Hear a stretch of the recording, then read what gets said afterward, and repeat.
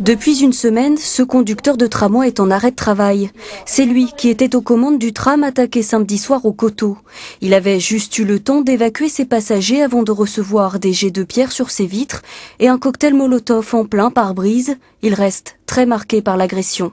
Je suis quand même sorti, c'était un gouffre, c'était un guet-apens, je m'y attendais pas. Tout en étant prévenu quand même par le PCC, qui me prévenait qu'il y a attention, il y a un attroupement. Je me suis dit c'est bon, c'est comme d'habitude.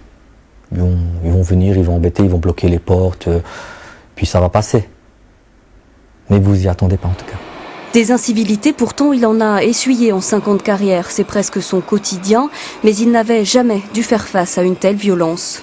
Le plus souvent, c'est quoi? C'est des agressions verbales, il y a des bris de glace aussi, donc vous avez des bus qui sont caillassés, des tramways qui sont caillassés, des insultes, des crachats. Mais depuis quelque temps, ça progresse un petit peu. Là, je pense qu'on a dépassé un peu les limites, quoi. Une violence accrue, des limites dépassées. Cette conductrice de bus le constate tous les jours. Après 12 ans de service, elle avoue son ras-le-bol.